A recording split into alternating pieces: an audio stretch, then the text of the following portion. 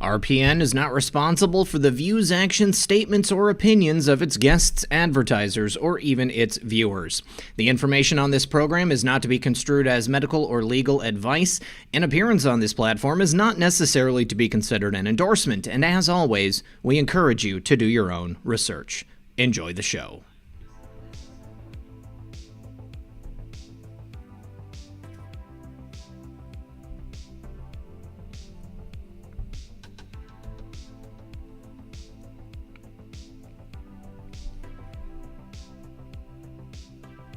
Good afternoon, Patriots, and welcome to another edition of Comfy Sunday.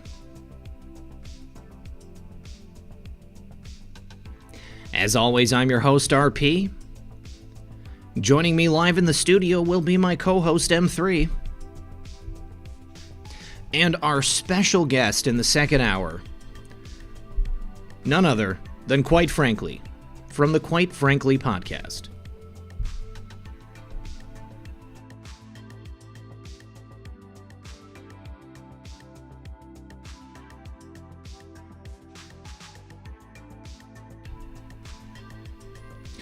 We had another incident in Vancouver, same type of incident as we saw in Portland. We're going to be talking about that. We're also going to be talking in depth about the new hit pieces against President Trump. They are trying really, really hard to turn his base against him. But there's something they don't know about supporters of President Trump. They're actually a lot smarter than they give us credit for. Do me a favor, guys, don't forget to like and share this broadcast. Help us break through the algorithm, get that information out there.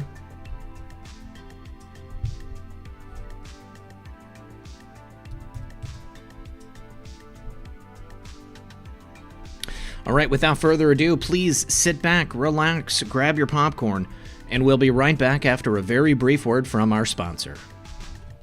People everywhere are swearing by keto. I use it myself. You can ask Real Red Pill Girlfriend. The diet is being praised around the world because it's wildly effective at boosting metabolism, elevating energy, and enhancing mental focus. If you want the benefits of elevated ketone levels without having to actually do the difficult parts of the keto diet, you're going to want Keto Elevate. Keto Elevate is the most advanced MCT powder on the market today. Keto Elevate powerfully supports ketone production whether you follow the keto diet or not. That's right, it can help elevate ketone levels even without the strict no-carb policy. Grab your own bag for 51% off and free shipping by going to ketowithredpill.com or by visiting the link in the description or pinned comment below.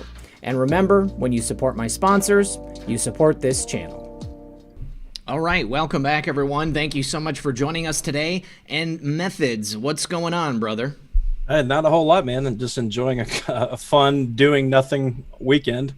Everybody's out having a good time. I get a little jealous seeing all these boat parades and people have been having fun at the beach, and I didn't have an opportunity to get out this weekend, so I decided to not do much of anything, and I loved it. How are you doing, Red Pill? I'm doing well. Lisa Lady, do you need to call? Well, Lisa Lady, we're not doing a call-in tonight. I didn't see your name in the list of people that called in, so I'm sorry that I missed you. I was trying to find you. Do me a favor, Lisa Lady. Make sure that you have Zoom downloaded on your phone or on your computer. Make sure that you have your screen name set to Lisa Lady so that I know that it's you. We're going to be doing another call-in this upcoming Friday, but let's talk this week before we do the call-in so that we can kind of organize it, because I don't want to have it be haphazard and not get a chance to actually, discuss what's going on with you. For anybody who didn't watch the show last night, I had to do a spontaneous Ask Me Anything Q&A type show because my guest that was scheduled wasn't there, so I had to fill in real quick.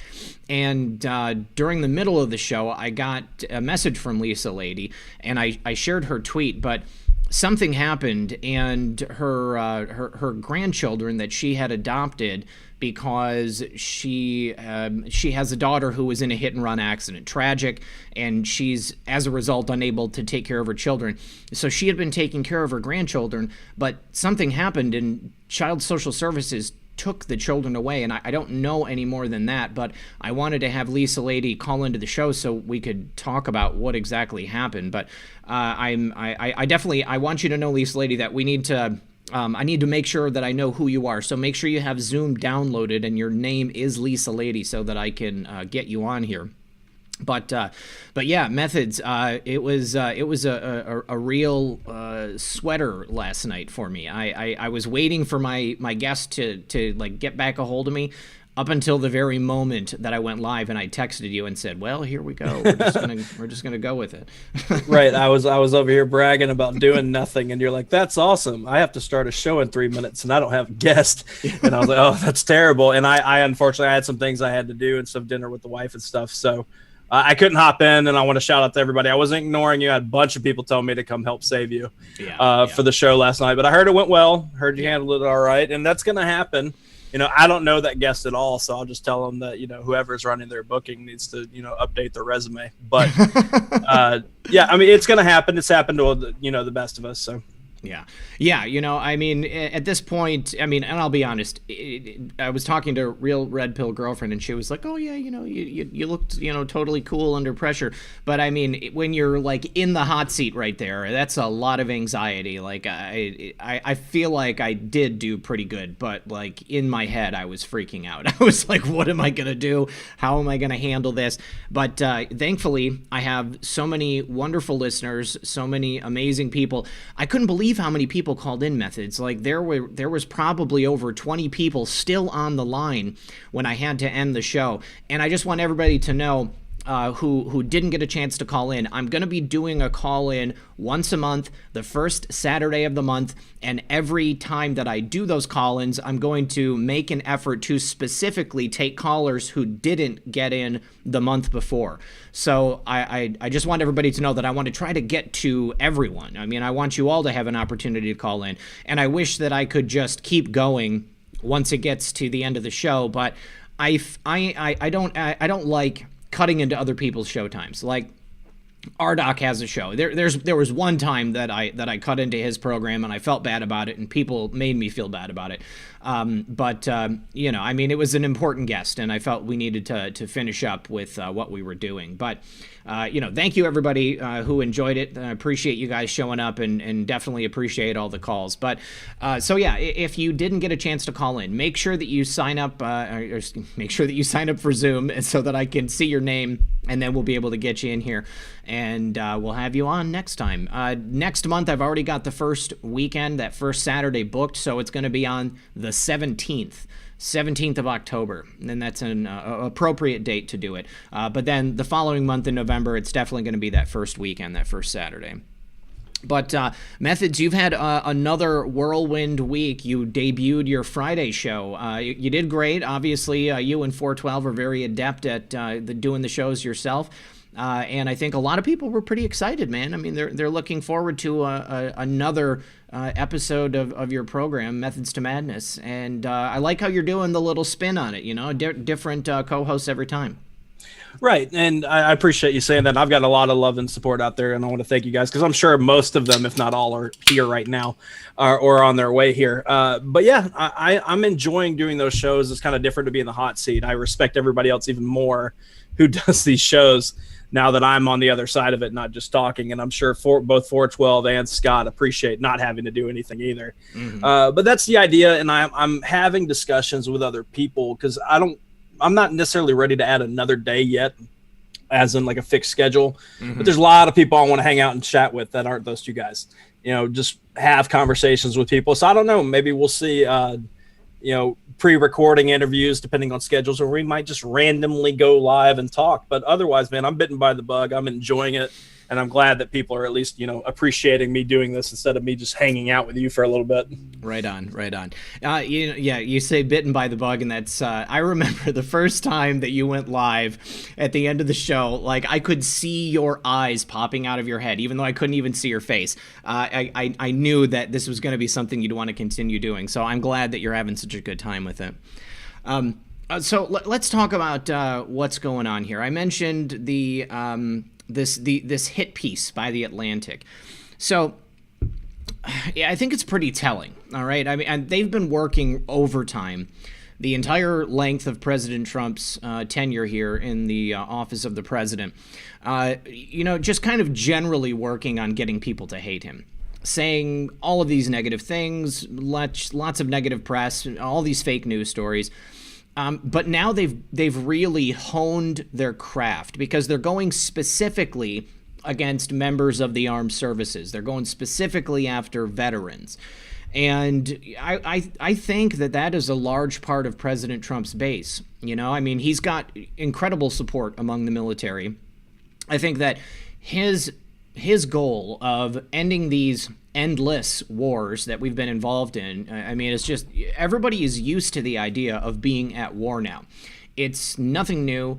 It just seems like the normal thing. We wake up, we bomb another country, or we've got men and women stationed overseas. People are on constant rotation. And, I think that was the goal. I think that they were shooting for that. They wanted to kind of normalize the idea of being at war so that they could constantly be at war, and it would allow them to bolster the military-industrial complex, so to speak. So, the United States sells armaments, and we have a lot of different companies here that create, various types of weapons of mass destruction. And if there isn't a war going on, they don't have anybody to sell them to. There's only so many weapons you can stockpile. So I think that the people in the armed services that I've spoken with, they're pretty tired of this. People want to be able to raise a family. They don't want to have to worry about being killed if there isn't some greater overlying, issue at play.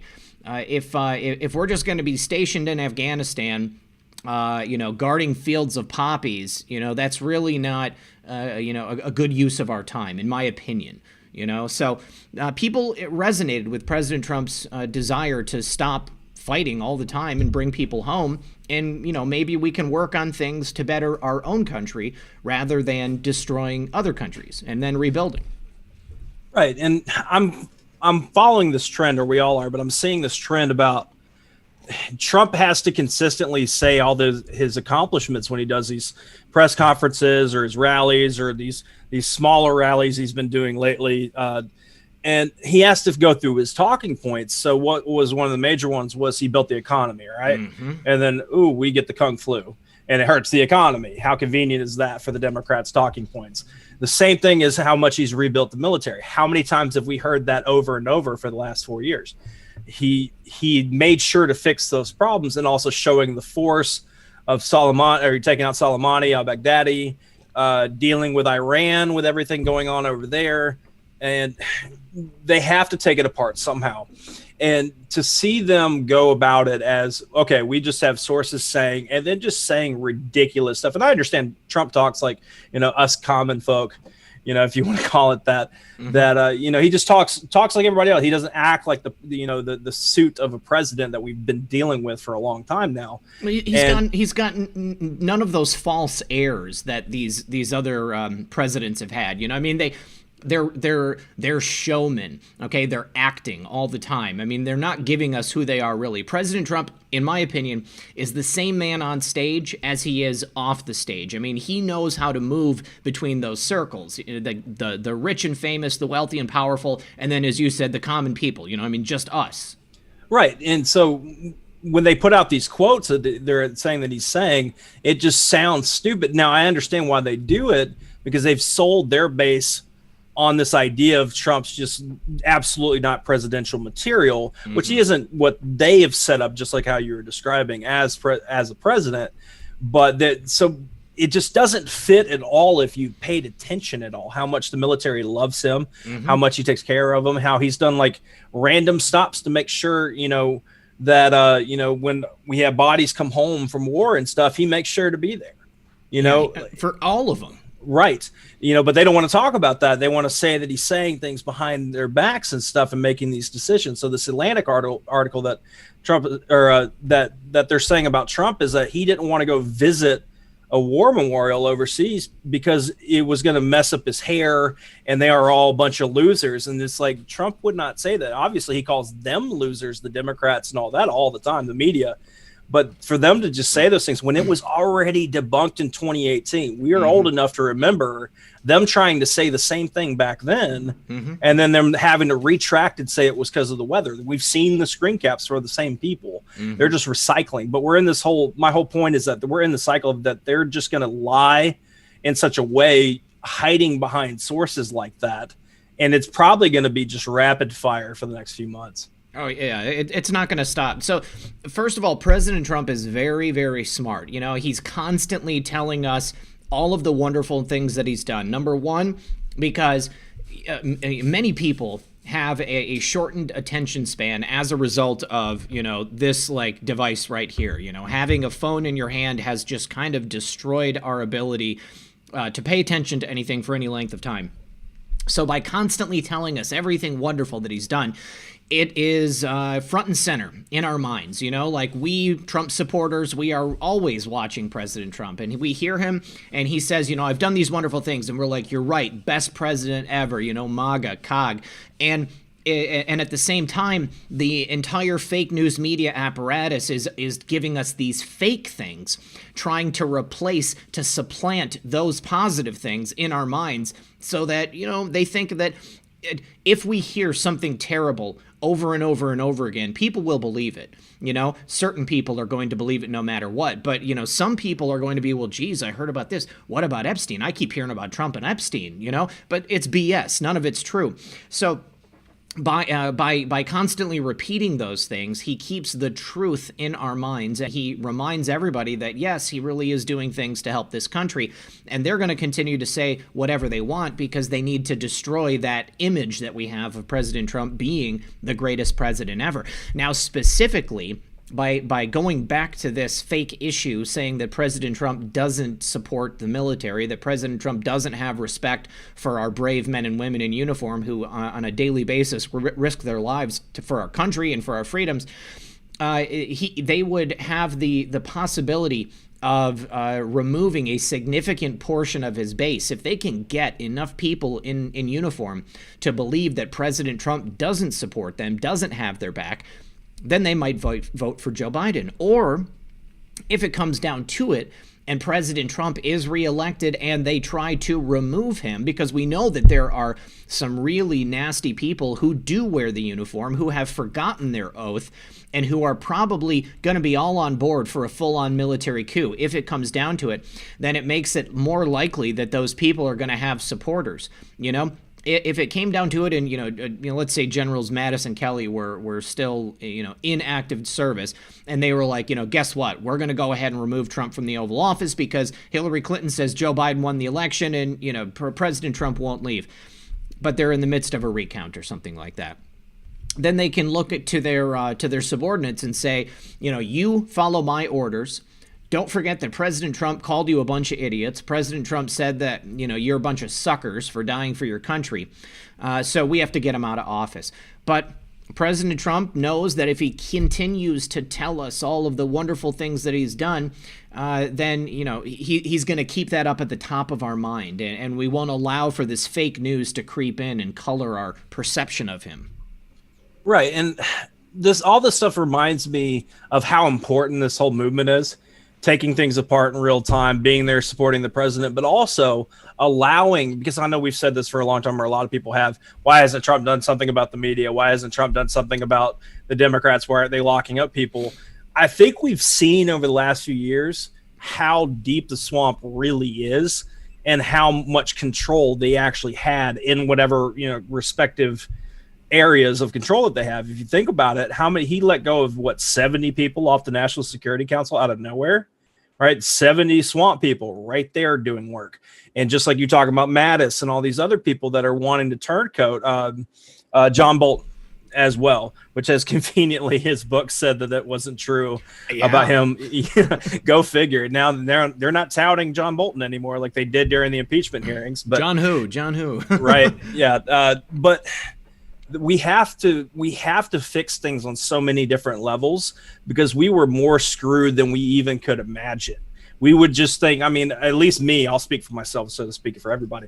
Getting Hillary in to me was like, all right, this means whoever's in the president's power, has the controls. She just needs a few people in the right places, whether it's like the FBI or the clowns, all the media, and then she can move the agenda forward. Now imagine with Trump, who's in that same position, and how much he's been met with roadblocks along the way. How many times have we heard the FBI just wouldn't turn over documents that are being requested by the... You kind of learn, if you didn't know before, and I have no problem saying this, I didn't know a whole lot about this stuff before, as far as who really has the levers of power in different circumstances. And to see how much of a wrench they've been for the last few years lets us know we needed this much time, but we also needed the exposure of the media blatantly lying while we're all calling it out and making videos that are going viral and just showing the hypocrisy, because they would have known that, the Project Mockingbird, the mass mind control levers would be pulled in all directions this election year since Trump got in.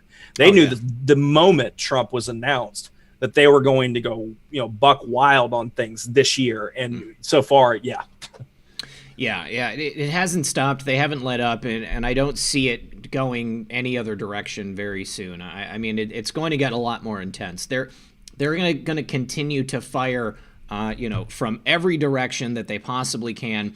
And your point about, us being here to break it down in real time and to continue to help push this movement forward and the agenda of the president is very important. I think that when they invented the internet and they put it out there, they had a lot of plans for it. And one of those big plans was probably command and control, making sure that they were guiding the public narrative, telling us what to think and how to think and, what to buy and where to go and, what to pay attention to. But, we've taken over. I mean, we own the internet. And even if they shut us down, there is somebody else that's going to be coming up behind us to continue to help President Trump and to set the record straight. So hopefully that doesn't happen to us. I would be devastated if that happened. But absolutely. And I mean, I'm seeing a comment in the chat that kind of fits this. I don't mean to step on you. Our buddy Space Shot, good to see you here, man. He's letting us all know that I'm assuming you mean God's guy. He said guy's guy, but I'm going to assume it's God's guy. God's guy, yeah, definitely. His channel was taken down till December 2nd, so apparently this just happened. Oh, no. And he'll be doing his show that I guess he would have been doing on his channel tonight. He's going to do it on Space Shot's show. So Space Shot, drop the time for that in the chat, and we'll say something about it. But yeah, that's right to your point. Like they took down Rising Serpent. They got Sun Tzu Q again, that account. It's happening out of nowhere. This whack-a-mole of accounts going down. You never know. We could get up any day and things be taken down. So that's why we just keep pressing forward and making sure that everybody knows that there's plenty of us out there, that if you take one of us down, we can hop on other people's channels and do what we need to do. Most def. Okay, so I saw somebody say that my volume is a lot lower than Method's. I said the other night that this is not my standard setup. I'm sitting at the dining room table right now. My microphone is not right in front of my mouth. So I've got my gain turned up all the way, essentially. I just turned Methods down. If you guys can just let us know if this is a little bit better, then hopefully that will even out. But yeah, doing my best, considering the fact that we are, not 100% right now. I don't have a desk. I'm waiting on my desk to arrive so that I can get this back to where it needs to be. But going back to this story from The Atlantic, let's see, 5 on 5. Yeah, 5 by 5. Everything's good. Okay, sweet, good, glad to hear. So is it the publisher of The Atlantic? Let's see. Yes, it is Steve Jobs' wife, former wife, because he's no longer with us. But she is the heir to his throne. She's the majority owner, of The Atlantic. She also happens to be the largest single donor to Joe Biden. So you can't tell me that this article coming out from The Atlantic isn't very, very well timed and probably some type of an in-kind donation to the Biden campaign, right? You know what I mean? It's not a direct donation to Joe Biden. She didn't write him a check, at least not in the form of this article. She's written him plenty of checks.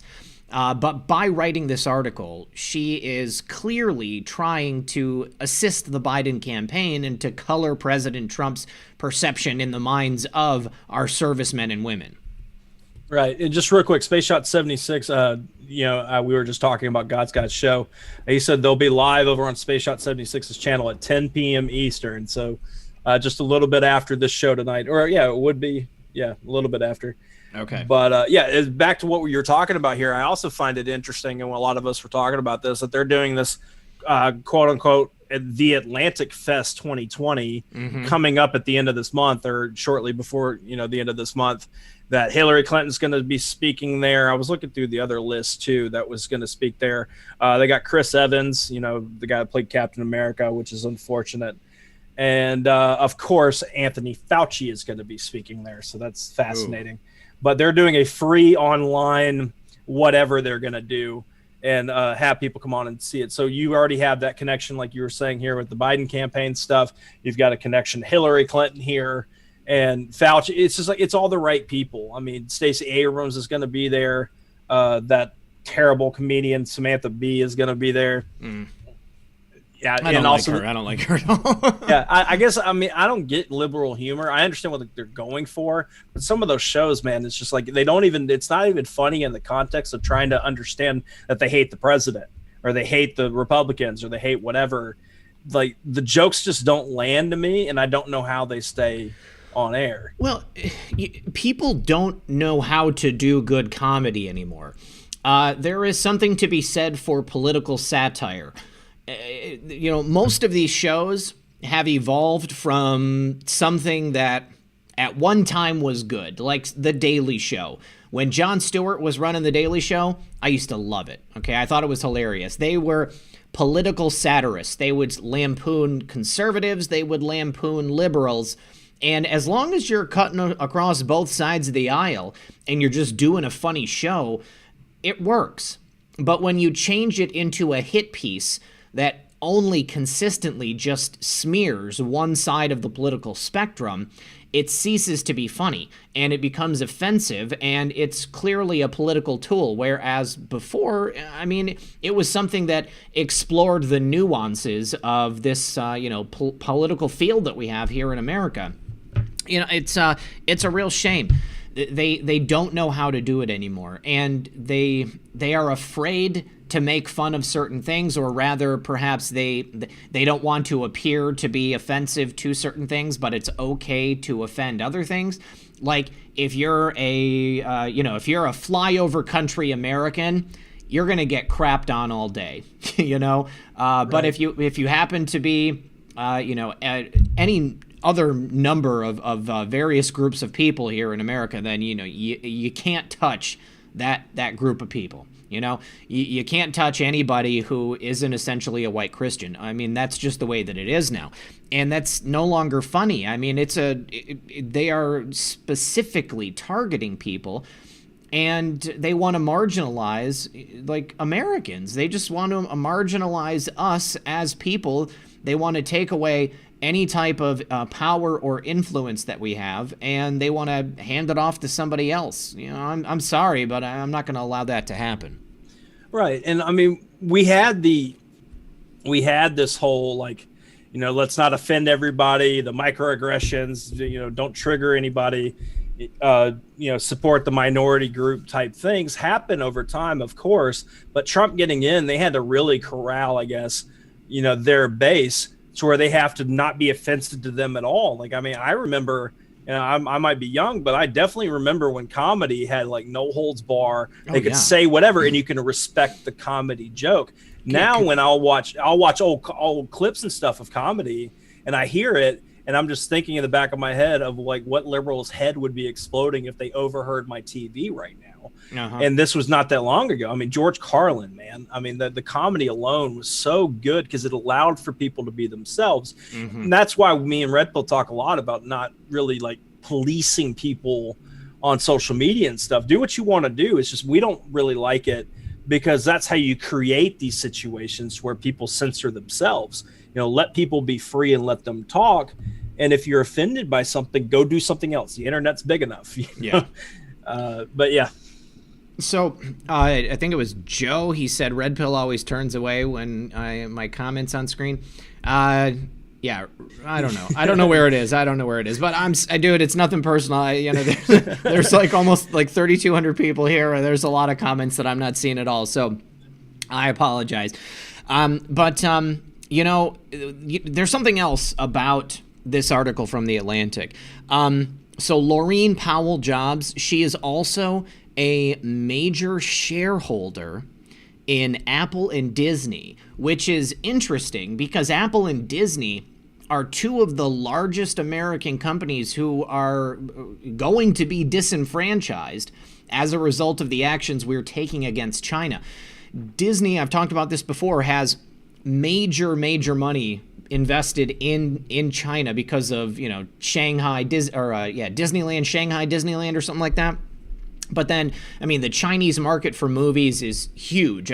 For, plenty of American movies, it seems like now they're making them specifically for the Chinese market. Like, let's say, like Transformers, you're watching a movie and then all of a sudden there's like this like break and you've got these Chinese characters that you've never seen and they have like this whole Chinese montage. It doesn't make any sense. Like, why are they including something in China? Why are they showing me China? It doesn't matter. I don't care about China. This is not a Chinese movie. But they put that in there for the Chinese audience so that they can market it over there and they can make a lot more money. The Chinese market only gets something like 12 American movies every year. So if you're a studio that can get your movie released in China, you have access to 1.2 billion eyes. It's almost guaranteed that they're going to buy a ticket to go see that movie and your movie's going to be a success. They're a lot more forgiving. They like a certain type of movie, not necessarily a movie that's very deep with a lot of nuance. It's going to be something like big and spectacular, a Michael Bay type movie, which I'm not really all that into. But so Disney plans or stands to lose a lot of money. If they have to completely pull out of China, they're going to lose Shanghai Disney. They probably employ a fair amount of people, maybe animators, stuff like that. They're going to lose a lot of money if they can't release their movies there. Also, Apple, obviously, they use Chinese factories. We've heard stories for years, people being used in essentially what is a slave labor situation in Apple factories, being forced to work and work and work, people jumping off the buildings. They've had to install nets, suicide nets outside these buildings because we had so many people jumping off of them. But think about how much money Disney and Apple plan to or stand to lose if we continue on with this, new Cold War with China, which means that Laureen Powell Jobs herself could lose a ton of money. Now, she is the heir apparent to the Apple fortune. Steve Jobs held, billions of dollars in stock and money as a result of his creation of Apple, but it says that one time she owned 38.5 million shares of Apple. I have no idea how many shares of Apple are out there, but what Apple stock? It's like $1,000 a share, I think. I don't know, man, but she could lose a lot of money. So it's not just Joe Biden that she's helping. It's also, I think, her company, Steve Jobs' legacy, perhaps. It's in Laureen's best interest for us to keep doing business in China and screwing over the American people. Right, and just like how you were talking about Disney owns ESPN, tie that into the NBA stuff with Nike. There you go. You can understand, like, we talk about these big companies, these, top owning the world essentially. It's a small group of characters that are really pulling these strings, and you start seeing them intertwine as you're making your spaghetti graphics, like we like to call them. Even further, Dr. Quigley in the chat, good to see you here, bud. Hey, what's up, dude? It says Facebook is sponsoring the Atlantic Festival. Yeah, I'm looking at it right now. They're involved in this as well. And now Facebook's talking about how they're going to not allow. It was something like, and I guess don't quote me on this, but it was something like, Facebook's not going to allow political ads for the last week before the election, or something like that.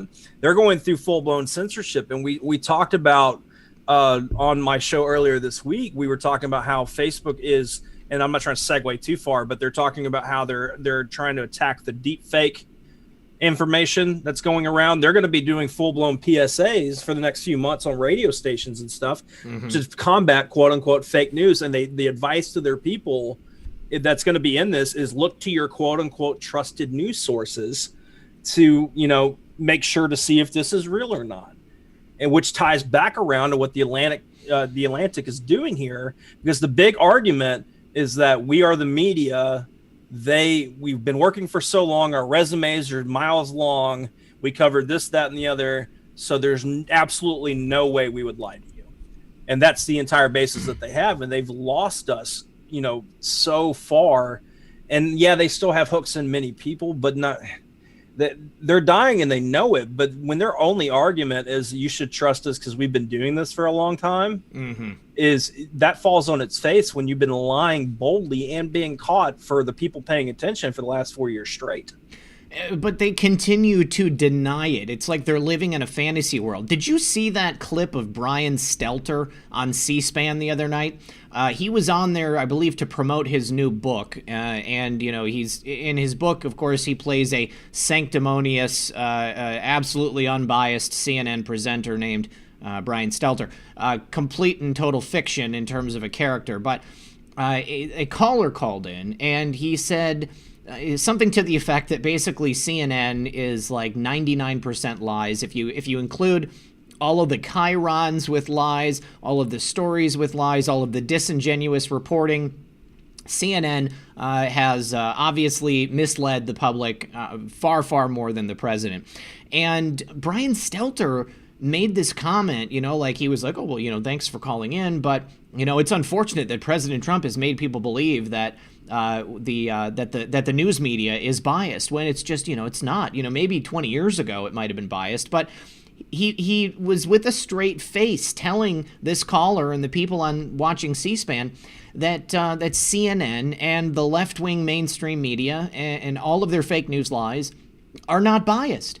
That perhaps sometimes there's a bit of creeping bias that might get in, and he apologizes for that, but by and large they are unbiased. I'm really, really interested to know if Brian Stelter truly believes that. Does he believe that his bias doesn't creep into his newscast, that he's just telling the truth?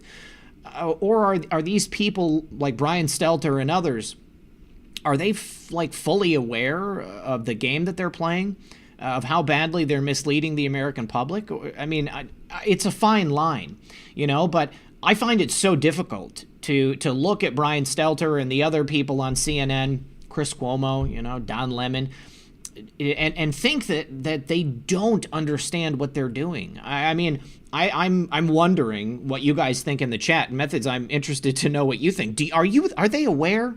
Are they aware of how badly they lie? Or do you think that they truly believe they are, unbiased, honest, stalwart members of the media, and they're just telling it like it is?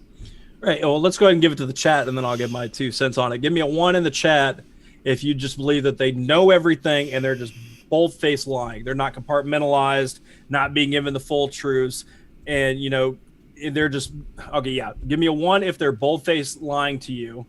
Give me a 2 if you think they really believe all this stuff and they're just compartmentalized. Sorry about that. 1 if they're lying, 2 if they're compartmentalized and they actually believe this stuff. And I agree a lot, and I'm sure we're going to see a lot of 1s here. As far as like Stelter, when I sit and watch and go through these clips, so a lot of people don't have to. Yeah. I ask the same question in my head over and over. I'm really paying attention to them. I'm a amateur body language studier right now. I'm trying to get all right at it. And I'm just sitting here asking the same question. It's like they're selling this really, really good to where I wouldn't be surprised if they just like pick up Stelter by his shoulders, put him in the closet, and plug him up to recharge for the next day. Like the way the way that they could bold-faced lie to the camera like that, but that's training, being raised in that way. I don't know a lot of their histories and stuff. To me, I would have to lean a lot with the audience that they are bold-faced lying and they know it. And you're watching a movie, and not to keep quoting our favorite Anon, but they're given a script. They practice their script beforehand. They know where they want to say, and then they go and perform for the camera. But it has real-world consequences, and they just don't give a damn. Mm-hmm. That's the problem that we have here. Now, I do believe that we might have a little bit of compartmentalization to where they just aren't given information, but they don't really care to have it. They're told where to take things in directions. And for people like Stelter to say they're not biased, and stuff, and the mainstream media is not biased and nobody's out there to get the president, then why am I hearing clips of them actively giving advice on what Biden should do to take down President Trump? Exactly. Right. How can you say that probably during the same hour? They have no problem. So what it comes down to is it's not a matter of like, we can show clips as much as we can showing the bias of the before and afters. That might even just be a day or so in between when they change their narratives. But if anything, the biggest takeaway that you need to have is that you are watching their fictional presentation and they don't care about you. They don't care who this affects. So when you talk to your relatives, especially with holidays coming up, and they talk about Orange Man bad and he's friends with Russia and he's a dictator and he hates the military for some reason. And now we've had the one come out today that he hates or yesterday he hates evangelicals. You know, when they say that, that's the product of them not caring about what they're doing because they get the check. There's an agenda. They're an arm of what this overall deep state control. They are the speakerphone. Yeah. And they have no problem doing it. And some of them probably really enjoy the fact that they know it. And they do it anyways to get away with it. I forget what's the word for that, but I mean, I don't know. Yeah, I don't know if it's a word I could probably say on air. I'm not too sure, but yeah, I mean, go ahead. I was just going to say to your point about them also now putting out the article about Trump hating evangelicals. Let me just get that pulled up because I mean, so you got the military, President Trump's supporters in the military. That's a large part of his support base.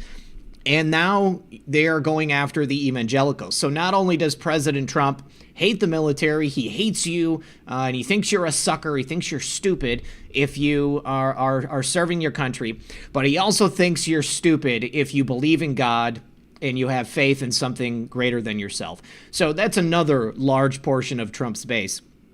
And it's, I mean, it just seems like the natural progression. It's the next evolution of the fake news stories against President Trump. Because if they can take out the people in uniform, make them not vote for him and vote for Joe Biden, and they can take out the evangelical or just the faith-based vote from his base, then President Trump would lose, right? I mean, don't you think? I mean, if they could get all of those people to not vote for him, I mean, that would probably be it.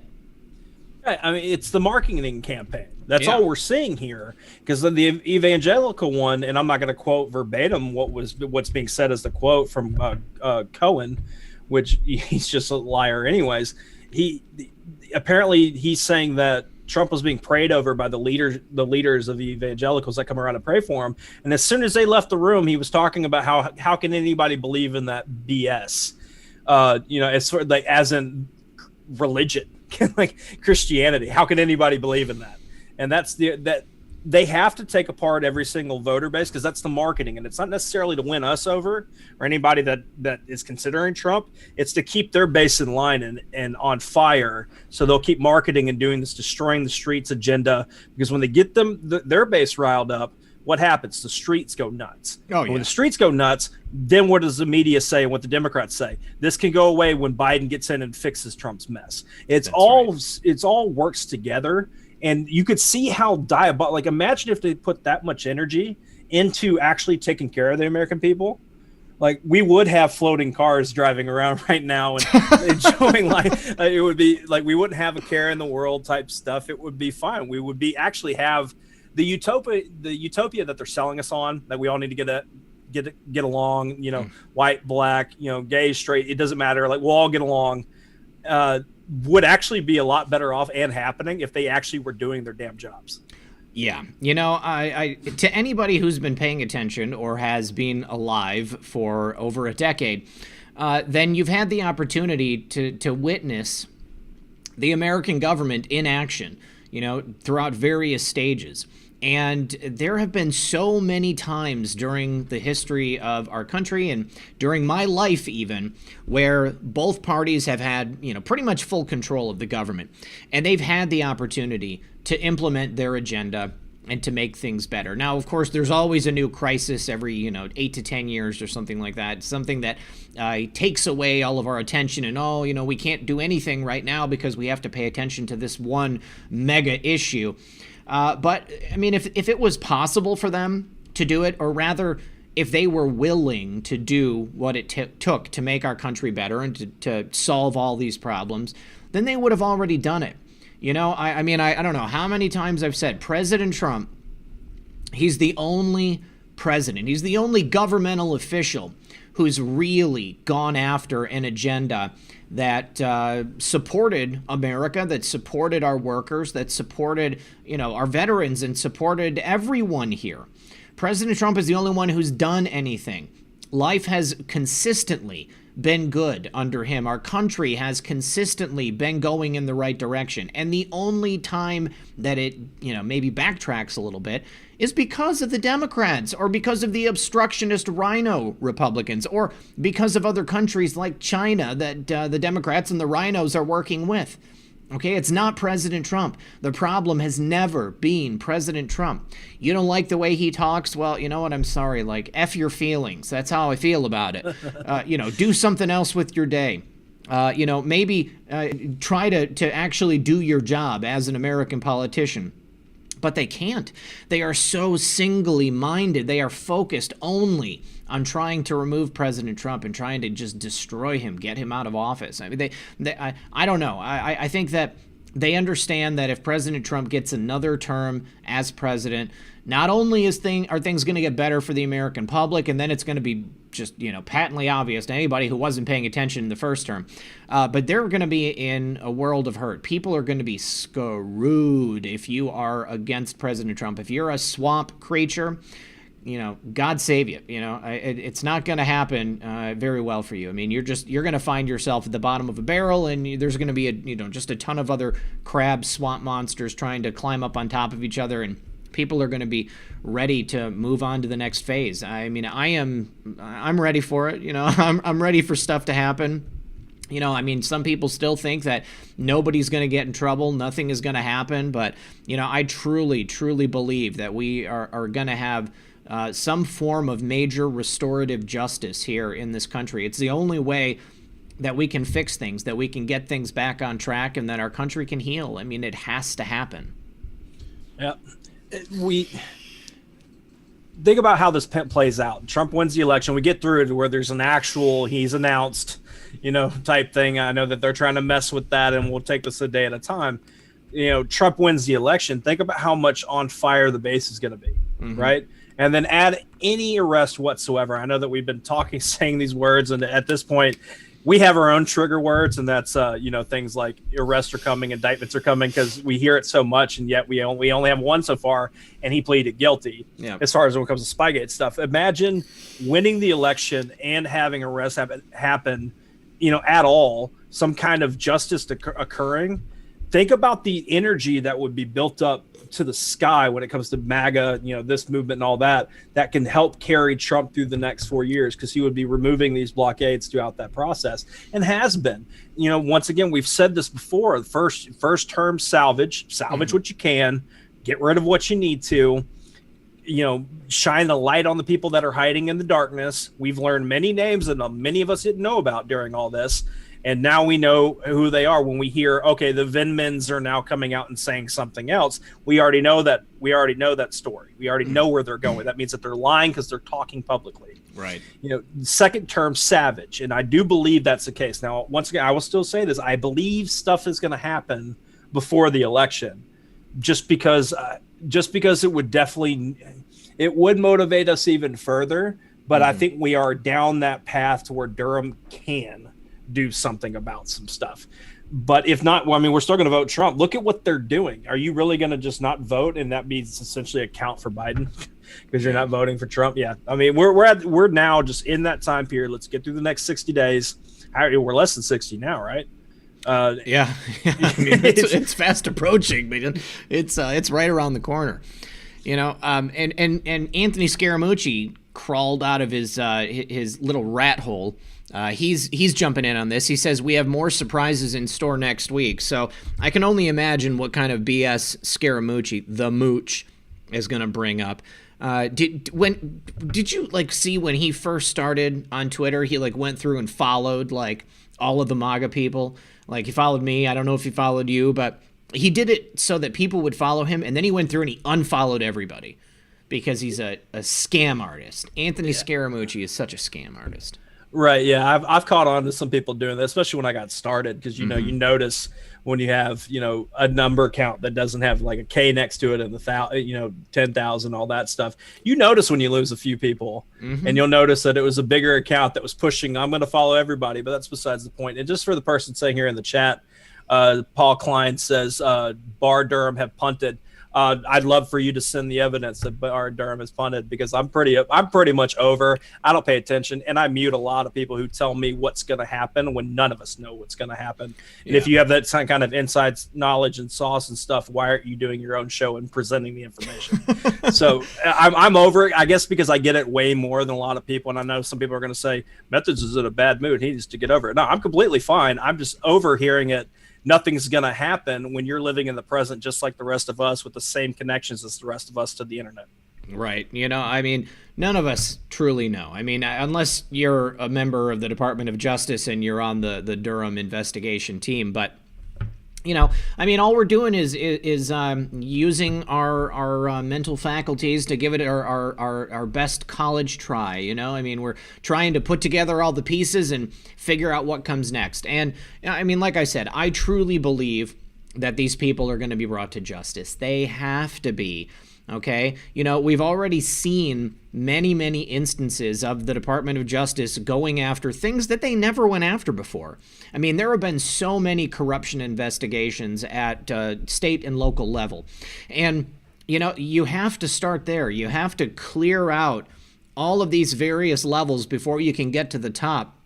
Because if they clear out everybody else, and then they get to these top levels, and they go after these people, there's not going to be anybody for them to blame, okay? They've already gotten everybody underneath them, and they know who's guilty of what. So all of these people in the federal government, you know, high-level people, it's all going to fall on their shoulders. And, you know, we're just waiting for it to happen. I truly believe it's a foregone conclusion. So, you know, best thing we can do is continue to keep an open mind, have a cheery disposition, and look forward to November 3rd with a lot of hope and patriotism, because I think President Trump is going to be reelected by a landslide. Right. I mean, we at least you aren't the one that's going viral on the internet with your shoes on fire running through the street. I mean, we're having better lives. Yeah. We'll get into that probably more with Frank, because that's a very funny thing. We've seen the memes. I've even seen it in the chat. But two things I want to clear up before we bring Frank in about 10 minutes. First of all, I see the Punisher in the chat. I already saw people asking about Punisher. Good to see you here, man. Hope you're feeling all right. He says, sorry, I've been out of the game. Y'all taking Methods advice. Not to pat myself on the back by saying that, but I believe Punisher does need to, you know, step back and relax. When we're talking about hard issues and stuff, imagine, you know, being on Twitter and seeing all the hell that we're seeing over the next 60 days. So I'm glad you are taking the advice, bud. I hope you're taking it easy. Thanks for hanging out with us tonight. And then the second thing I want to take care of is that we've got 4,300 people here hanging out, a little bit more than that, 1.7 thousand likes. If you guys can turn that thumb blue or whatever color it is for you, we're not trying to be discriminatory. If you guys don't mind doing that, that'd be great. And thank you guys for hitting us up, PayPal, Cash App, all that good stuff. On that note, let me do these couple of quick donations I got. Kaylee, she said the show rocked last night. Don't sweat it. Love you guys. Thank you very much, Kaylee. Dale says PayPal throttled me for supporting conservatives. And again, even though Cash App has some people associated with Twitter that own it, I have never heard of anybody having their Cash App deleted, or you know, a donation has never not come through. Gaffer Anon says for hashtag Muffingate sent me, and then there's a dog with wind. So that would be Chi-Chi. That totally looks like Chi-Chi farting. Unfortunately, that's what he does a lot. Also, Linda says, love the show. Thanks for speaking the truth. Thank you very much, Linda. I appreciate that.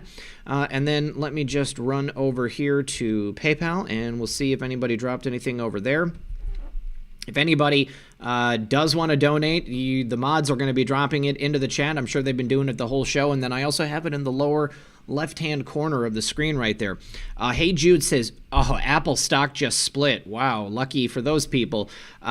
My sister owns a lot of shares. She bought before the iPhone came out. It's worth $135 a share. Did you see the iPod video explaining the opera songs sung at the RNC? It was nice and informative.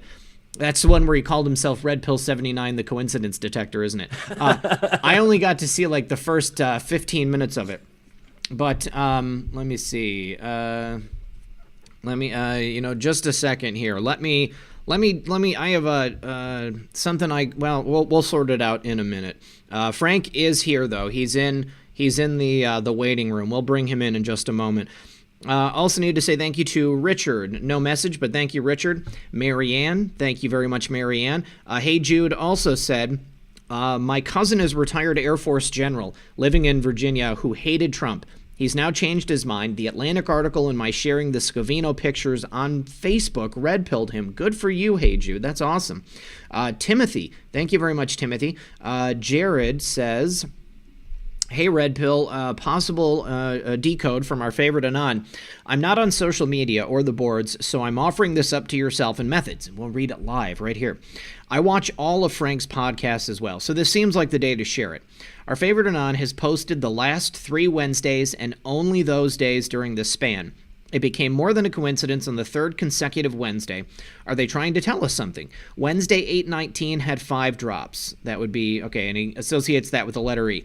Wednesday 8/26 had 1 drop, would be the letter A. Wednesday 9/2 had 7 drops, G.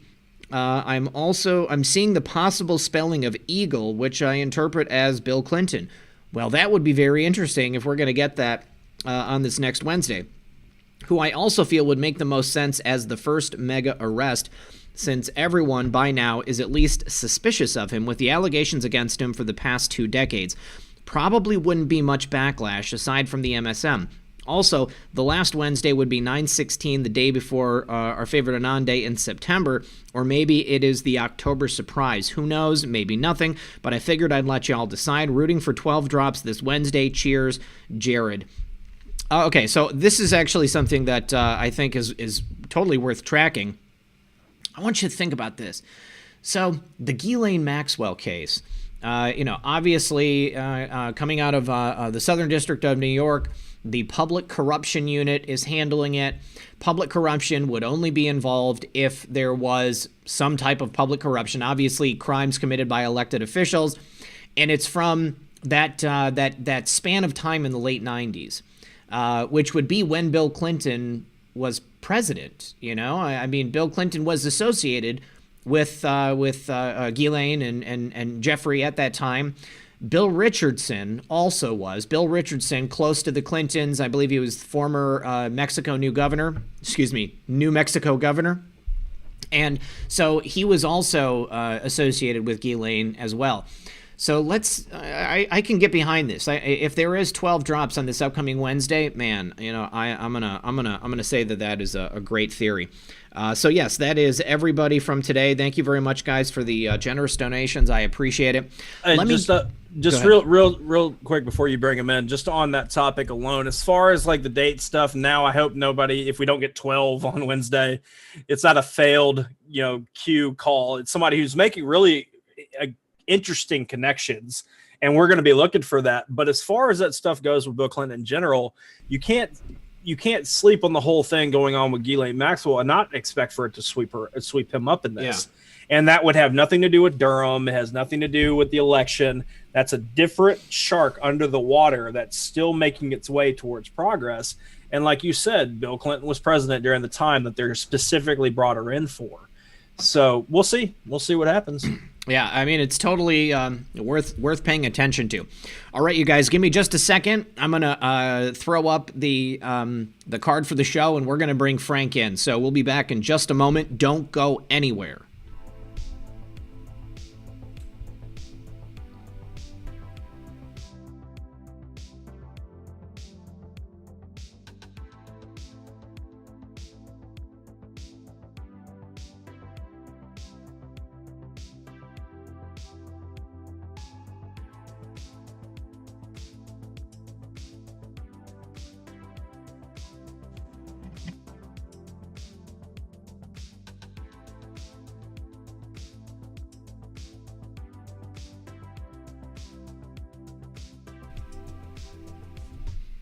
All right, guys, welcome back. Please join me in welcoming to the broadcast our guest for this evening, Quite Frankly from the Quite Frankly podcast. What's going on, Frank? Oh, red pill and methods. Oh, I'm so happy to be back here with you guys. I really am. It's been way too long, dude. It's been way too long.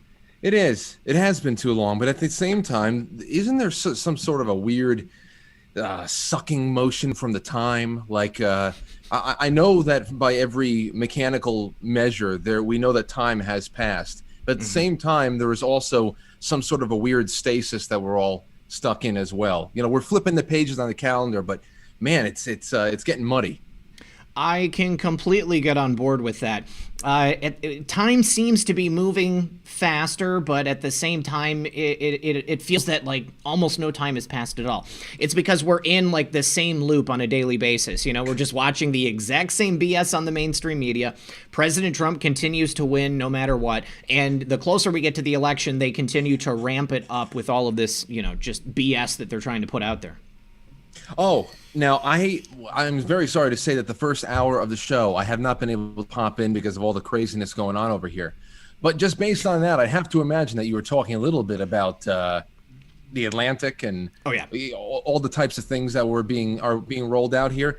This is what we're talking about. This is new old news. Mm-hmm. Now I'm waiting for them to roll out Stormy Daniels again. Right now on the front page of the Drudge Report, you have Michael Cohen. He wrote another book. He's talking about the president's a liar. It's like what year is this? This is what I'm talking about. The time suck. Is this 2020 or 2017, 2018? Yeah. It's the recycling of the stories is infuriating. Yeah, right. History continues to repeat itself. And no mention at all of Michael Cohen's recorded conversation with Chris Cuomo, where he alluded to a whole host of women at CNN that had some type of sexual abuse or sexual harassment claims against him. I mean, I've only heard that reported once, and that was on Tucker Carlson. It just seemed to sweep under the rug. Yeah, no, and I totally take Chris Cuomo as that type. Being from New York, knowing the meathead gym rat mentality, I can tell which ones are the touchy ones in an elevator and which aren't. This guy is, I mean, Chris Cuomo, please. I loved that little moment of irony when he and Don Lemon were talking with each other a couple of weeks ago, and they're talking about successful people, and they're trying to cast Donald Trump as an outlier when it comes to rich people. You know how they usually are burning the rich? Well, they want to let everybody know for this particular segment that Donald Trump is not, he doesn't drive rich people. All rich people are altruistic and good, honorable people that either got good on, opportunities that were made by past generations or by luck, anything like that. Never mind hard work, because never anything that you achieve was achieved by the entire world, as we go by Barack Obama's logic. But the whole thing there was Chris Cuomo is luck. He is the luck story. That is being born in the right family, having no talent, and just here you are. Here's a couple of $1 million a year. I can't stand it anymore. No, I'm waiting for his brother to retire as governor, and for then him to retire from CNN and then go ahead and run for governor of New York himself. Oh, you think? Oh God, don't the do that Cuomo to dynasty, us. It's true. It's true. But oh man, that would be awful. Well, if something doesn't happen, then I can totally see it, being the next move for him. Well, so Frank, what's happened since the last time you were here? You have so many changes happening in your personal life there with the family. The family. Well, first of all, when was the last time I was on with you? I think it was back in April. Yeah, it was this spring. I think so. Because I was broadcasting from my bedroom, I think. So it was back in April. That was around the time that I made the announcement that Lauren and I were having a baby. And now, of course, we're just days away. So this weekend was spent putting car seats in, putting together strollers. We got our hospital bag together, and just breathing, man. Just a lot of breathing and a lot of working out, and just trying to keep my mind on an even keel. And of course, the show has been really easy lately, and a good way of managing some anxiety. But that's what it is. And I think that for me and for anybody in my position right now, where you're either just had a baby or you're about to have a baby, to have this be the backdrop to a year that always impacts a person's life profoundly when you either add a child to the family or you have your first one. This is holy hell. I mean, it's something to live through. I'll tell you, there's a couple times today that my anxiety almost got the best of me. With Lauren and I went out to breakfast, and we're sitting there, and we're all alone inside. Everybody opted for the outside seating. We're looking at how crowded outside was under this tent. And I said, you know what, Laura, let's go sit inside. We go in there. We're the only ones in there. Everybody thought they'd be outside to be away from each other because of the social distancing. Inside was totally empty. So we had the whole place to ourselves. And I'll tell you something, Red Pill. As I'm sitting in there with Lauren, the only ones on the inside of this restaurant that we love going to in the morning sometimes, I still felt claustrophobic because I looked out the window and there's 25 people wearing masks. You can just still see how visibly everything around you has changed and been impacted, and it feels like you're in a Twilight Zone episode. Yeah. So having all this crop up around the life-changing moment like having a child, it really is a battle of just keeping your wits about you because we're living through a nightmare right now. Absolutely. I was thinking about this earlier today, the fact that you're having a child during this formative moment in history. I mean, the idea of raising a child in this world and them not knowing anything else, if it continues on like this, I can't imagine what life is going to be like.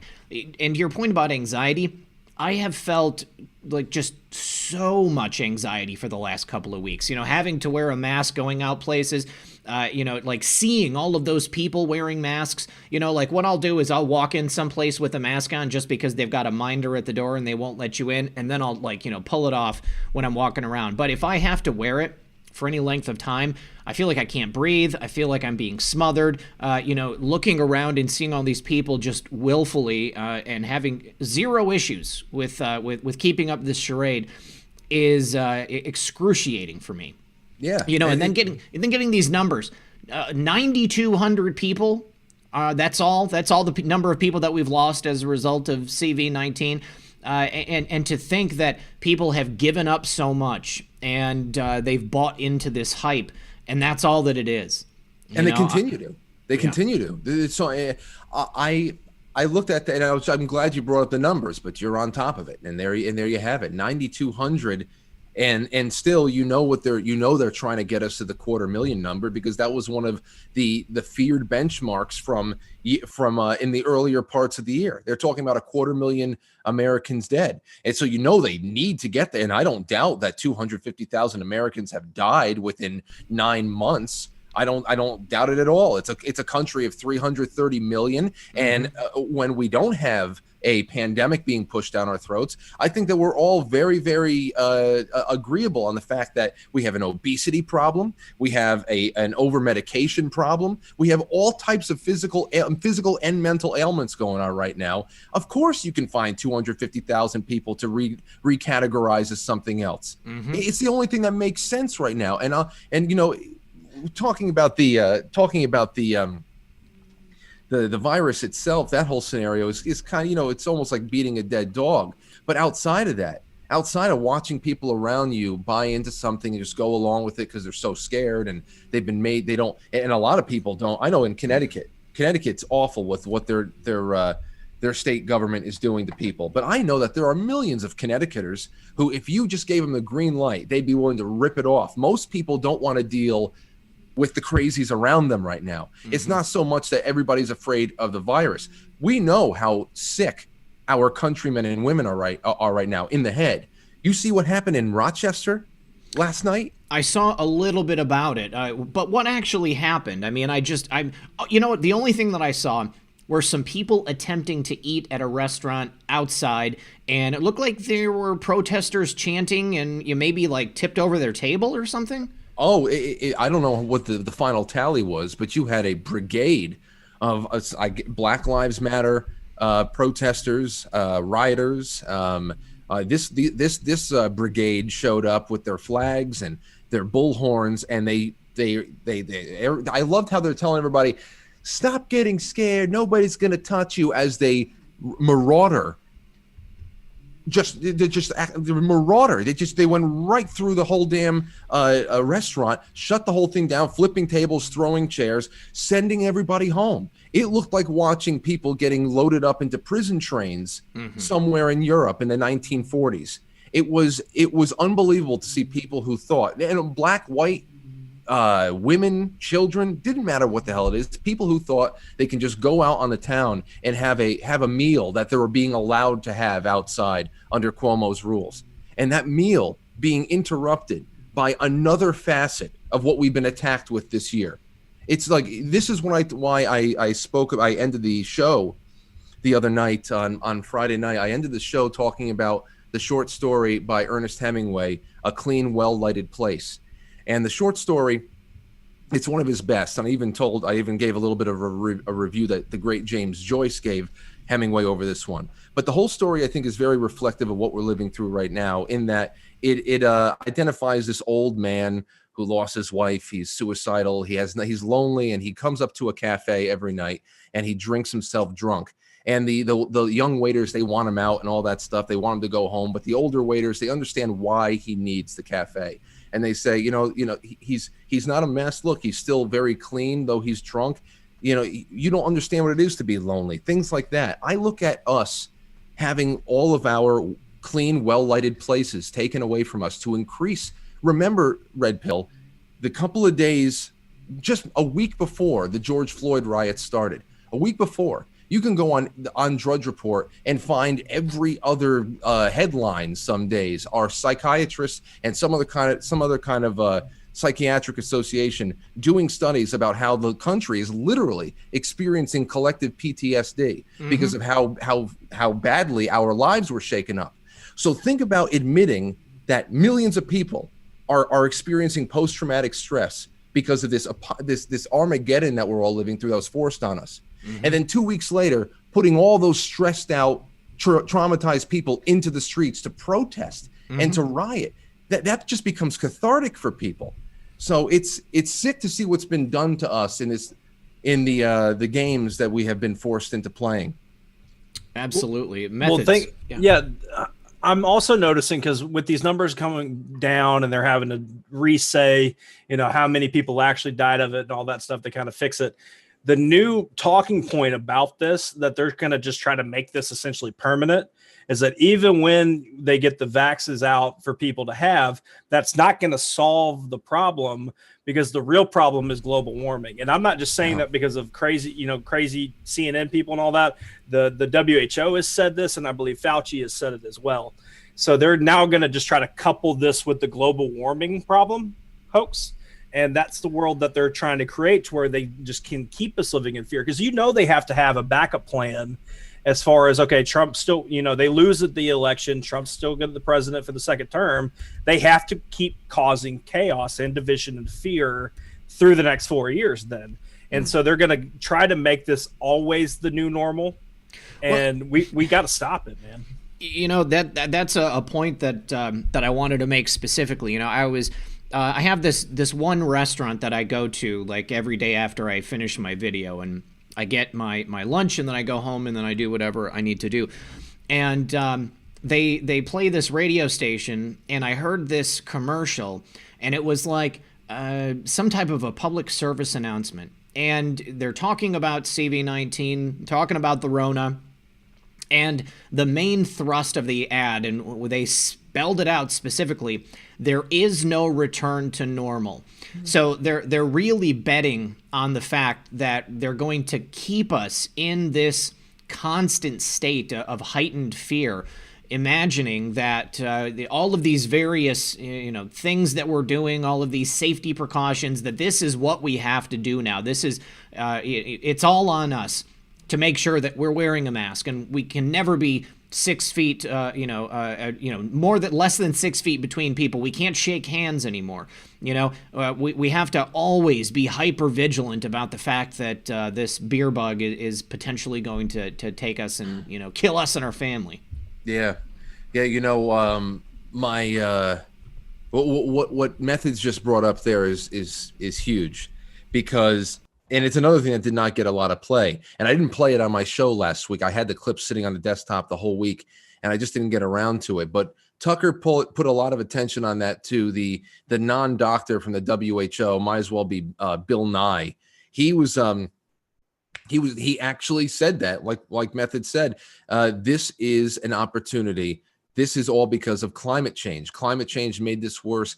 And he brought that up, how this is an opportunity that we have to, the virus is a way for us to finally tackle the real threat to the planet. And remember when we were fighting ISIS before Donald Trump actually A, bombed them, and B, cut off all of their money and their training, when we thought that we were told ISIS would be around for 2 generations. We had people like Marie Harf going on to CNN and MSNBC saying, well, ISIS is a result, at least in part, of climate change, because the climate in the Middle East and North Africa was getting so hot and they needed jobs. And this is what we were getting before, Trump actually bombed them and stopped training them. So here's the other thing about that. And I know that others had brought this up, and I had done it a little bit this past week. The other thing outside of the WHO talking about climate change is to also remember, no matter who is talking, from Prince Charles, you talk about Davos, you talk about the UN, they're all saying the same thing. Prince Charles to the Pope, they're always working and inching us toward Agenda 2030 goals. And they always say, and right now they're saying it again, they always say it's global reset time. This is a chance for a global reset. Everything is always cured by the same things. We weren't listening to little whiny teenagers from the Netherlands when they came over here on their savior boats. So now they move on to viruses. And isn't it funny how everybody gets a virus and they're talking about we need to stop inequality and we have to help the climate and, of course, women and this and that. It's all Agenda 2030. It's the cure for everything, global government. And the worst part about it, I think the most telling part about it is they say we have a window of 30 years, and it brings us to 2050, which is their projected end date for implementing all of the items on Agenda 2030. And these are multi-generational criminals. These are people who understand they are Fabian socialists, they are Luciferian in spirit. And they understand the long game. They know that many of them will not be. George Soros knows he will not be around to see the end game, but he's going to pass it along and he's going to play his role whenever he's here. And people have been doing this for a couple of centuries now. Yeah, it's nutty. Yeah, this is something actually that we touched on over the last 2 nights on my last shows, is that they are thinking about the long game. I mean, this is something that they've been working on for, decades and hundreds of years, essentially, if you go back far enough. They've been looking forward in time and thinking, how much can we do incrementally to change people's lives, to get it closer and closer to, our perfect vision of reality. Thinking about Agenda 2030, how has that changed from Agenda 2021? I mean, did they just push out the timeline because things got screwed up, or have they changed it significantly in any way? The way that I always read it, and the way that it was made clear to me, no, because I had the same question. What's the difference? And the main difference I had seen, and I'm sure I'm missing some detail here, is that Agenda 2021 was the overall goal. What do we want to see? We want a sustainable future. We want smart future, and we want to cure hunger and eliminate inequality. It's just pretty much the coming out party of the utopia that will never be. And then, of course, Agenda 2030, that was when you actually saw an itemized plan and hoping to be implemented the decades that follow that. And everybody usually talking 2050, which I always thought was weird. And the first time I caught on to the 2050 year is when Cynthia Nixon, Miranda Hobbs from Sex and the City, was running for governor over here in New York in 2018. When AOC was coming up, she was tag teaming it with Cynthia Nixon for a little bit. Cynthia wanted to become the governor, and AOC was just splashing onto the scene. Well, AOC won, and of course, she helped usher in the Green New Deal, which is, if that's not Agenda 2030, what is? And then Cynthia Nixon went the way of the dodo bird, but not until she kept on saying, I want to bring New York, the state of New York, to 100% zero carbon emissions as far as energy goes by 2050. And I'm like, what the why would you say 2050 when you know you're not going to be governor then? What is this 2050? And then the more I saw popping up, and the closer we got to 2020 and people are saying, we have to do this within the next 30 years. Like, what's 2050? Everybody. This is why I keep saying, the more I watch American politics play out, the more I realize that we are merely, as Americans, just hanging out on the American front of a global war. This is just the American front. Everybody's fighting the same war right now. Yeah. Everybody. Yeah. Have you seen the new reporting coming out of the Portland, Vancouver area? They've attacked another Trump supporter, and they ran this dude over with his car. And this is part of that PTSD, the collective PTSD that people are in. If they don't believe that it's not enough to stay home because you don't want to catch the virus, they can make it scary enough for people to not go outside or to support President Trump publicly. If they believe that they're just going to be killed by the opposition. If they see, it is such a danger, you can't go outside because they're going to get you either way, whether it's the virus or it's going to be these militant death squads that are roaming the streets of the Pacific Northwest. Yeah, well, think about this. There's a couple of things going on right now. And I'm glad to be on your show because you have such a wonderful, vibrant audience, and there's always so many people watching, and many of you have come over to hang out with me, and I love you all for that. And I would say that this is the most important. Number one, please, no matter where you are in this country, call up your local board of elections and find out where your polling station is. You have no clue how many people are discovering very quietly right now that their cities, their districts, their states have eliminated sometimes up to 85% of their polling stations. That's number one. Okay, I had a friend of mine from San Diego that got in touch with me. He said, Frank, I live in San Diego. 85% of our polling stations are gone. They said that they're going to be piling people, and these are people who want people to be socially distanced. They're going to make people go to only a couple of places, which is going to make the lines many blocks long. They're going to want people just to be so disgruntled they stay home and they opt for sending in a late ballot 2 days after the election ends. And that's number one. Number two, the more that you focus people into those smaller those little areas there. Let's say you had 50 polling stations in your town and now you only have 2. The more people that you consolidate into one area, the more susceptible they are to intimidation. Mm-hmm. All right, that's number one. That's number two. Number three, which is pretty much 2A. Just think about the projection that Hillary Clinton put on out there a couple of weeks ago when she told Joe Biden not to concede no matter what, and that they need their own people at these polling stations to make sure that Donald Trump's supporters don't show up to intimidate people. Meanwhile, I don't see Donald Trump supporters flipping over tables in restaurants in Rochester, New York. I mean, to even say that there is voter intimidation coming by way of Trump supporters is projection in the worst degree. But I mean, you think about it. You put people, and you think about Tulsa. You think about what kind of an impediment that those protesters down in Tulsa, Oklahoma, at that rally were to people getting into the arena. So just imagine what kind of impediment they could be to people trying to go out and vote. Just think about it. Mm-hmm. I mean, there's plenty of things. There's plenty of scenarios that could pop up over the next couple of months that we're not even considering right now. They're packing people into only a couple of different places, and we know that they are the party of political intimidation. So God knows the stories that are going to come out on November 4th. Yeah, I'm pretty worried about just how far they're going to take this. I mean, right now it's kind of centered up there in the Pacific Northwest, but it looks like what's happening in Rochester. I mean, they're trying to spread the overarching violence to our eastern shores, and if they can, develop the same type of situation there, both on the East Coast and the West Coast, then the fear will spread inwards, and it's going to be more likely that people are going to choose to stay home because they're not going to want to have to deal with that stuff. Yeah. Well, they're hoping for it. Yeah.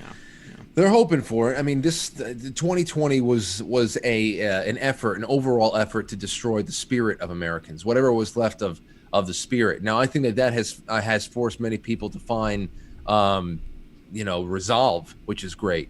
I think that there's a lot more people who have realized my back's up against the wall, and there's nothing left to do but to be completely crushed and annihilated. So am I going to be that steamrollable object, or am I going to push back and I'm going to break the spokes of the wheels? And I think a lot more people have found that fighting spirit. But as you can see, the more resistance that the left gets, and this is something that is endemic all throughout the late 19th and 20th century, as we have been able to watch the modern day collectivist left go on out and try to install their kinds of governments around the world. The more people, the first thing that people do is they tolerate people with different ways of life that are, a little bit different than their home cultures. In our respect, in our country, our culture is a creedal culture based on the Constitution. And you start bending a little bit there. Okay, well, you give them a little bit, they'll leave me alone. They'll leave you alone. Then they don't. Then you realize that this has always been one long, drawn-out game of escalation of force. And right now, you're seeing just how willing people are to escalate force. So it's going to go to get to a point very quickly, and I think we're almost knocking on that door as it is right now with some of the shootings that have been going on lately. That we're at a point where it's not just so much that you need to be able to bring your best argument to the debate at the town hall that you live in. You got to watch your back. This is Bolshevism. This is you have to watch who you go out with at night. You have to make sure that you're rolling in deep numbers. I would never let my wife go anywhere without me at this point, even though where we are is somewhat quiet. I can't tell you the next time I'm ever going to see anything worth my while to go back into Manhattan again. So this is the type of preparations we need to start taking, not only of spirit, but also situational awareness. Frank, are you having much communication with people there, like out in the real world? I mean, are you hearing, what people are saying in regards to, how we have all this unrest? Are people worried? Are they making preparations? Yeah, I think so. I think everybody I know, they even those who are looking at what's been happening, and they everybody's well-to-do Democrats around here. Mm-hmm. But there's a lot of people in my life that think the way I do, and are at least what's left of a moderate. I know quite a few former Barack Obama and somewhat Hillary Clinton supporters that are going to be voting Trump this year. The exodus, it only goes in one way. Mm-hmm. The exodus only goes in one way. I don't know anybody except Bill Kristol who is telling me that he's going to be voting for Joe Biden. The Bill Kristol types, to hell with them. They were always rats. But I think everybody's taking it a little bit more. When you look at the gun buyer numbers from all around the country, most conservatives, most America First originalist types, they have guns. They at least have a rifle. They at least have a .22 somewhere.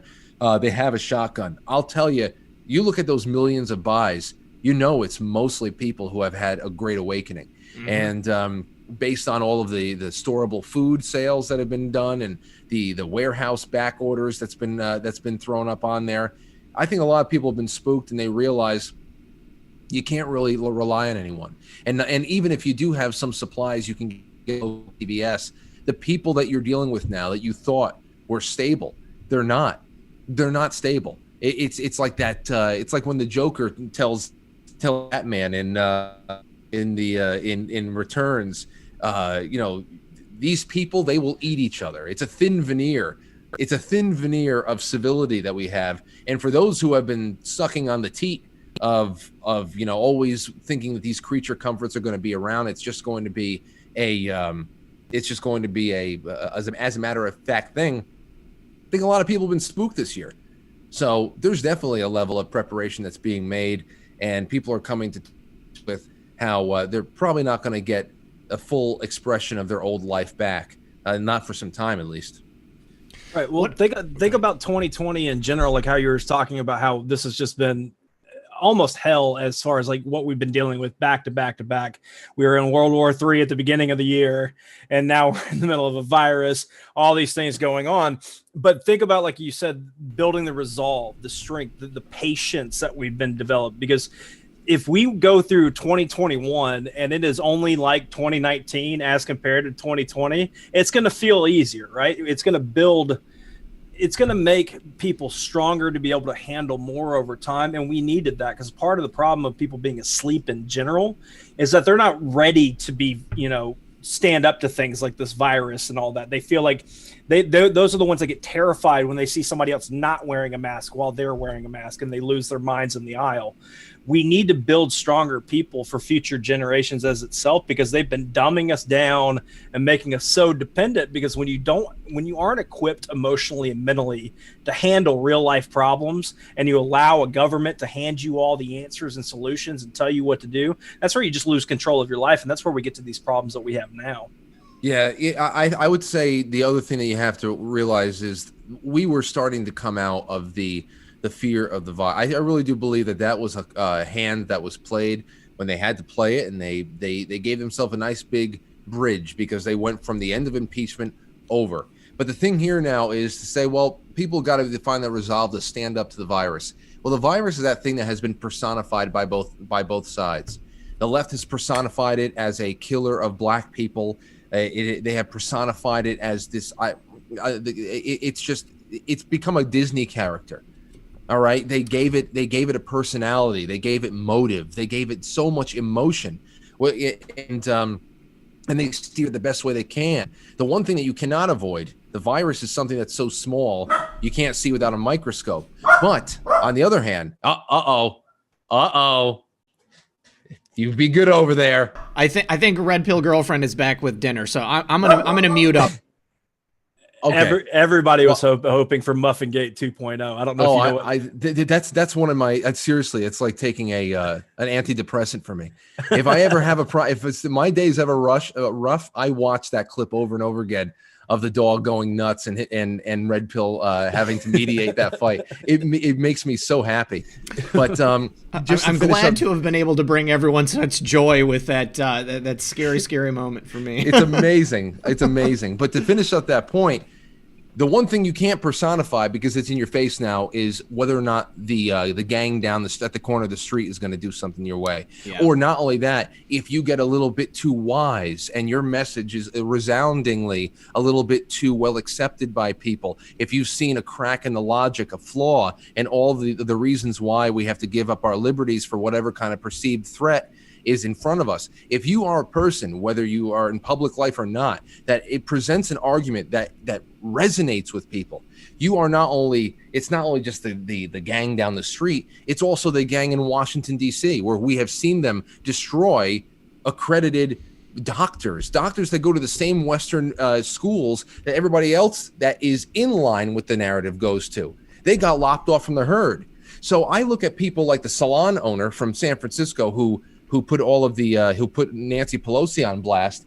And I'm listening to a couple of podcasts in the shower last night, and I'm saying to myself as they played a clip of her, I said, this woman, and I hear her trembling voice. She had a prepared speech that she had to make about it. Mm-hmm. And she made she's very intelligent, even though she was stuttering a little bit, and you can tell she's nervous because she's a salon owner from San Francisco. Never in your life do you ever think that you're getting into doing people's hair and creating a service for your community that you have to address the nation at some point. Right. But what she was making clear is that not only is it out of this world that Nancy Pelosi, who's an 80-year-old woman, she is in the demographic that should be worried about this virus. Even she is skirting the mask, and she's putting it on out there. Why is it we can't go out and feed our family? This right here, this woman who Nancy claims framed her, that is the greatest and most courageous whistleblower we've seen in a year and a quarter. Mm-hmm. Since last October, when we started talking about Ukraine. This is a whistleblower. This is someone who is brave and actually very, very intelligent and sees a scam for what it is. And look at the danger she's in. Everyone's like, oh, we don't want to put out the source of the Atlantic article. They might get angry tweets. Meanwhile, look at this. Talk about an angry tweet. Oh, yeah, my God. Not only tweets, but, getting calls and death threats against her and her family. I mean, they also went and destroyed her Yelp page with negative reviews.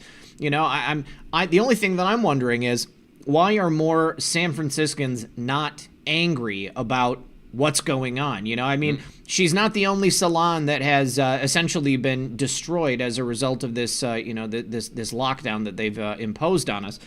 And I'm sure there are many, many other businesses in the San Francisco area who are wondering the same thing. You know, I would encourage anybody who's in California or whose business is still shut down. I mean, come forward and ask these questions. You know, why Nancy Pelosi, if you are the most vulnerable part of society that needs to be wearing a mask and that should not be engaging in these high-risk behaviors that you're doing yourself, you know, why is it? Why are we still in this lockdown if it's okay, if it's safe? That's the real question there. And the other thing is how far are you willing to really destroy the country? Because there's no further that a place like California and New York can be pushed. People are estimating that around 60% of the businesses in New York City, that's all 5 boroughs, are going to be shuttered. I mean, like that's permanently? You can't go on. Wow. I mean, and not only that, but obviously, if you live in a place like Arizona, where today in September you wake up and it's 115 degrees, here in anywhere above the Mason-Dixon line in a couple of weeks, it's going to be too cold for outside seating.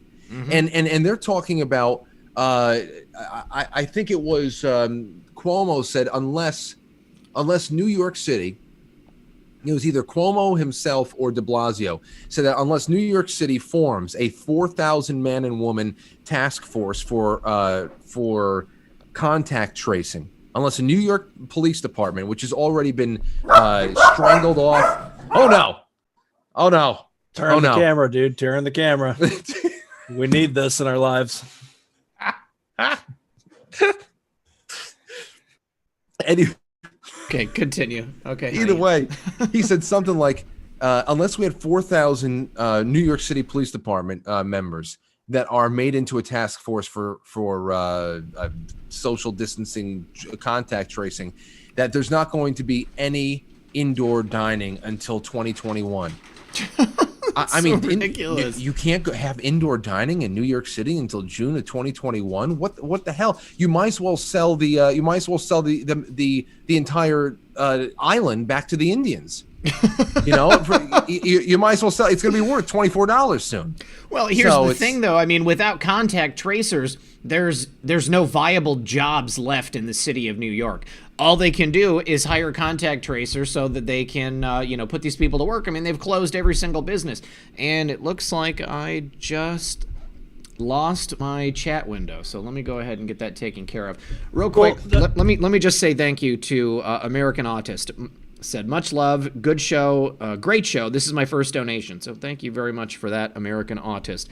He's a good friend of mine, and I'm glad that, so shout out to you, buddy. I'm glad you're listening out here. But to that point about New York and stuff, did y'all see that video that the guy put out of the line at the U-Haul of people trying to leave? Like, that would make sense. So you're getting to a point now to where people are fleeing, and I know some are leaving just because, they don't want to spend that much money on a city that's not going to take care of themselves anymore. And they might just be rich, rude people. I'll be nice about it, that are going to move. But you're going to have a lot of good people that are going to be over it and moving. And so what's left? You're going to be there. And then, maybe they do open up dining, but everybody that walks in is a jerk, right? I think that it was because AOC and it's like her were really thumping hard on the whole get the billionaires, make the billionaires pay thing. I forget when this was. It was not too long ago. It was this year. And it was in the middle of all of that where, Cuomo, that was where he said, hey, please come back to the state. I'll buy you lunch. And he's just doing his little shtick. He's an idiot. But the other thing is, it was around that time that it was broken down that I think somewhere around 118 families in New York City, they account for 50% of the taxes that is made available to New York City every year. 118 families, 50% of the taxes that New York City is run on. And you're thinking about the way that they're chasing all this off. They're chasing all of it off. Well, and not only that, but de Blasio wants to tax them to a greater degree. I just heard him the other day talking about an increase in taxes for a greater redistribution of wealth. Yeah. No, there's no stand. You know, hell is a place where there is no reason. Absolutely. I don't know. I just don't know, because of course there's no going back. You can't moderate on anything, because if you moderate on anything, if you go back towards something that resembles reality, especially some kind of a fiscal reality that makes sense, you in turn are siding with Donald Trump. Mm-hmm. You can't go anywhere. They're so stuck, and this is why they're ultimately dying, because they can't go anywhere. They've limited everything from speech to the way that we do math and balance our budgets over here. Mm-hmm. They limited everything. You can't go anywhere, because if they moderate, then they're in bed with Hitler. Well, okay, so they have to go even farther to the problem is we don't tax enough. We don't tax enough. We have to make things like you're okay. Well, just yeah. I mean, you're swallowing a bullet.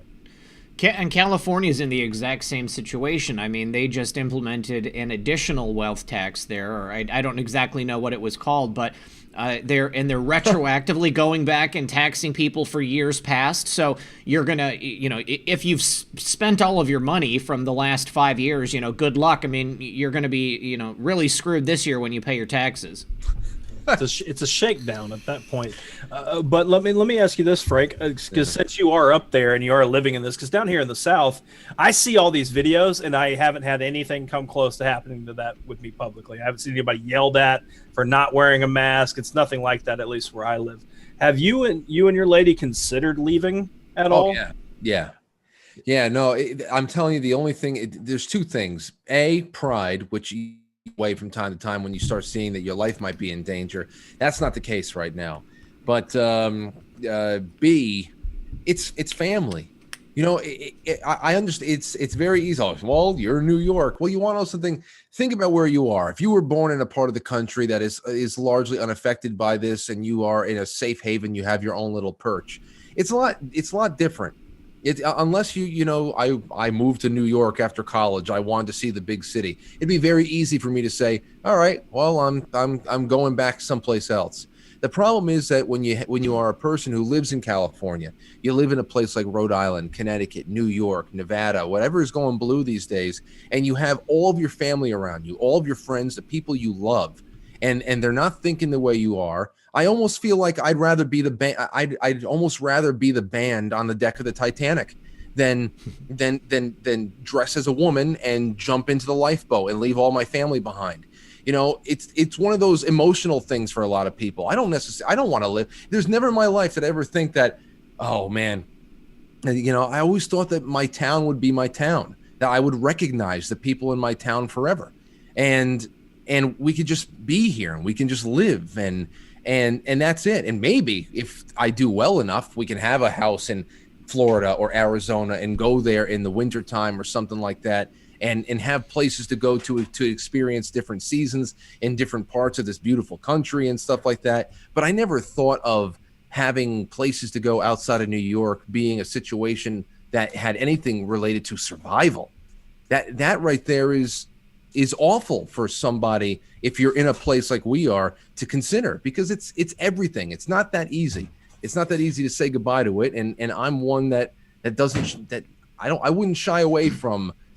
I don't know. And especially the people who are taking it. Why the hell are you going to let intellectual pipsqueaks take your home without at least being pushed back on with their stupid third grade way of thinking about things? Intellectual pipsqueaks. So there's so much into it. But yeah, no, we've looked at what life in Alabama would be like, what life in Mississippi would be like. We can live like emperors down there. And I think about it all the time. No, and I get that entirely. We're kind of in this weird position to where, like, we respect anybody that's leaving these cities, or these states, because of how bad it's gotten. You got to take care of your family. Even don't if you're respect them too much, Methods. I'm telling. Right. I'll tell you this. There's going to be people who know why they're leaving California. There's going to be people who know why they're leaving New York. But New Yorkers are bad assimilators. We are bad assimilators. We're obnoxious. So you got to watch out. Some people just might want to get away, and they bring their crap with them. Right. Well, I'm just saying, as far as like the decision to leave, and then also like you're talking about the decision to stay. Why am I going to let them ruin my city? I'm going to be one of the good ones leaving. I'm a vote leaving. That's going to help fix the situation hopefully in the future. But yeah, I mean, I would prefer for us down here in the South to not turn into little New York. No offense, but Listen, if I moved next door to you, you'd have no problem. I always said if I moved down to the South and we went into a nice little America-loving town, and we would research the political demographics and the electoral charts and all that stuff, as well as the geography and the schools and all that. And wherever we showed up, you trust me, I would be knocking on your door with a bundt cake in hand, saying, "Don't worry, I vote no on everything. I vote no on everything. Don't worry about it." That'd be me. Do you know anyone who has left? Has there been anyone in your circle, in your town, that you've seen clearing out, just saying, heck, I've had enough of this. I'm going to live in a flyover state? Yeah, well, let me see. What's the best I can do to fly over? Well, I have a friend of mine from Yonkers that now lives down in Louisiana, and he's loving it down there. And he's got a good head on his shoulders. But mostly everybody else is just what you think about with New York. New Yorkers, we take all of our retirement fund either to the Carolinas or to Florida. And that's the other stupid thing about the people that are running the state right now. They're taking state pensions. These are state pensioners that are taking their state money and spending it in South and North Carolina and New York. This is what the New York state is chasing away. They're not staying in New York. They're leaving with their state pensions. That's just more money lost. Mm-hmm. And so I don't know. It's mostly just the Carolinas and Florida that I hear about. But I'm sure that there are those like me who I don't know about you guys, but after July 3rd and those fireworks in South Dakota, I looked into South Dakota. I was like, wow, that looks like I can smell the fresh air from here. I want to be up there. It's gorgeous. Let me just do a couple of quick thank yous. Sick Nick 16, he says, love the show. RP Methods, Frank, are all my brothers. Thank you very much, Sick Nick. Appreciate that. Then Justin, thank you very much. Earl, American Ramrod, says, job well done. Thank you very much, American Ramrod. And ZooQ says, thanks for all you do. Appreciate you guys supporting the show. You guys, we've got just over 5,400 people here. Wow. Looks like 2,800 likes. If you haven't hit like yet, please do consider doing that. Let me go do that. Have I done that? There you go. Yeah, what are you doing? Get that like in there. I'm in the chat room, but sometimes I let it fly. I let it slip. Man. So obviously the idea that you're surrounded by family and friends, I mean, creature comforts are a big thing, but now, knowing that you are bringing a child into this world, do you see yourself staying there and raising your child in the same place that you grew up? I mean, or do you think that it's becoming a greater possibility that you just might have to go someplace else? Well, I don't think for me, when I make up my mind on something, it's that's it. Yeah. And what we've made our mind up on over here, Lauren and I think that a lot of people have been afforded this time to evaluate what's going on in their lives and their children and the institutions that they put their children into. We want nothing to do with New York schools, so I'm going to be homeschooling Aurora for whatever the hell that starts. I mean, we still have 3 or 4 years before the kindergarten time comes up. But me, I am dedicated. I have a lot of great people. First of all, people like Chris Ann Hall. We have a lot of people out there that create awesome homeschooling curriculum. I also have a lot of great people in my life. Aurora's going to have a lot of really awesome uncles and aunts. And I want to do a lot of planetariums and a lot of museums and aquariums and national parks and getting on out there. We have a lot of friends that are having babies. She'll have friends, she'll have family. And I think that when it comes to homeschooling, everybody's seeing right now how woefully inefficient federal education is, how state education is. Not only are people seeing that some people are basically freaked out because of the virus. Other people are freaked out with the lengths that they're willing to treat children like concentration camp detainees in these schools. They just don't want them to be in that environment and be traumatized. And then third, people are actually starting to see what's in the curriculums that are being sent home. It's atrocious. So I think this is the best time ever for people to explore more independent and an improvised way of educating a child. This is the most information-rich time in our history. There's no reason why you need to send a kid off, unless, of course, you have to work and you need to. But I'm just saying, there's more ways to improvise, and I think that in doing things like that, it'll allow us to stick around here a little bit longer. I can take her, and we can take her outside the state, and we can go drive around the country. Probably nobody's going to be flying in planes anytime soon. I am not getting on a plane for a long time. But that's what I'm thinking, man. The biggest hurdle right now is, how do you avoid the propaganda of the state? It's the state, everything that the state stands for, whether it be medically and whether it be educationally. It's almost like drinking Clorox, the human soul drinking Clorox. And it hollows out your critical thinking faculties. It makes you obsessed with superficial things like gender and sexuality and race. It just makes you obsessed with things that do nothing but inhibit real life from being experienced. So if I have no intention of putting her... Yeah, thanks, Mom.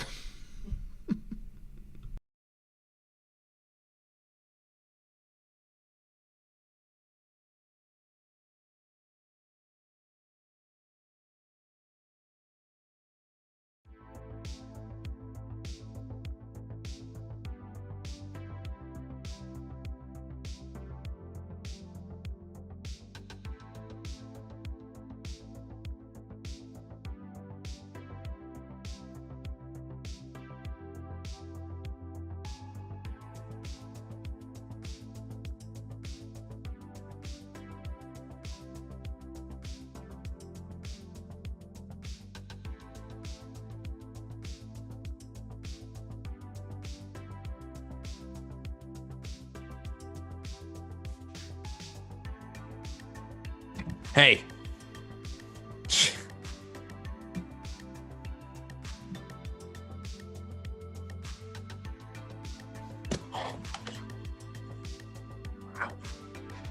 And now you can hear me. We're just waiting for Methods to come back, and he is back from the dead. They really got us this time. Yeah, I don't even know what it was that happened.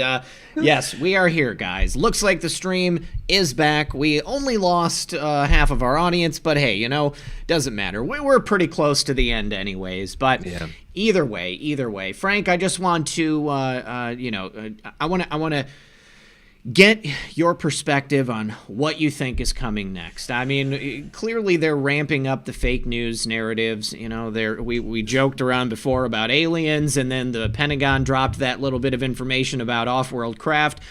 You know, what do you see happening between now and the election? What else can they possibly throw at us? The recipe is pure chaos. and the combinations, we have been given many elements of this equation right now that have so many different combinations of things that can go wrong, just based on what they have set up with the mail-ins, with the elimination of polling stations, with the uptick in all of the fake reporting of the news, and then of course there's just going to be bad things that are done. We're talking about Operation Gladio. It's the Tet Offensive in many ways right now in the United States. It is the Tet Offensive, and at the same time, it's Gladio, or with just under a different name, and we're the targets now. This is the kind of stuff that used to be. This is the kind of politics and the social destabilization that used to be done in places like Bosnia. That used to be done in places overseas that we were a safe distance away while we were all watching reality TV and Sally Jesse Raphael. I mean, we were always a safe distance away. It's just the same thing. So they're willing to crack many eggs to make this omelet. And I'm just getting my heart and my spirit in order here, and just trying to be stoic about things, in accepting the work that needs to be done and the people we need to do it with, and just how bad the situation is, because it could get very, very messy. And what you had said, the opening thing that you said there about the what would you just say? And you brought up an example from somewhere. I don't even remember. I don't know. It was something else. Something you had said that maybe wanted to tie that up with something else. But either way, that's what it is. I'm just preparing my heart for chaos, and hopefully, as I always say before, and I have a lot of reason to think this, if Donald Trump had no answers to the questions that keep me up at night, he wouldn't be as calm as he is on camera. Right. That's the only thing that keeps me going at this point, and just saying, let it ride, man. You can't save the world. Just be a part of the ride with everybody else, and do your show and talk about life, and get on through it and ride the wave, because we're not in a position that could actually affect change aside from doing what we can do on election day and voting. Other than that, the guy who can do something, if he doesn't have the answers to the questions I have, I don't know how he's staying so calm. So let's see what happens. All right. Well, I'm with you there. Let me just do a couple of final thank yous. Dan says, love your show. I'm a former moderate Dem who left them once this started. FYI, I donate more if you let your awesome cat hang out on your shoulders more often. Hey, during the summertime, she wants to be out like on the back porch. I mean, she loves hanging out outside when it's warm out. So, during the wintertime, she'll be back on my shoulders more often. Also, Albert says, RP, tell Frank I am positive he would absolutely love Texas. And I'm sorry, I said your real name before I said your screen name, so I don't want to dox you, so I'm not going to say that. But I'll tell Frank after we're done here. I got a cousin down there. I'd love to go. All right. And then also, Bruce Wayne, did you hear Mayor DeBozo of New York wants to institute and collect a wealth tax from the NYC upper class, then redistribute that wealth tax collected to the poor? Is he that stupid, or is he that sly? I think he's the former, as I may be giving Big Bird too much credit for having a brain, that he's causing more hysteria to empty out certain buildings that may force owners to sell off prime NYC properties to acquaintances of his to buy up as he tanks the property values after putting all the homeless into surrounding buildings prior to the worst of the riots. Or maybe Crooked Cuomo is pushing him to do this. There is no evidence that I can sauce this out with. This is merely speculation on my part, but definitely something to ponder. I can totally see that happening, I mean, this is nothing new. We know that during the Depression, I mean, this is exactly what they did. They crashed things. They went and bought it up. I mean, the same thing happened with, what was that?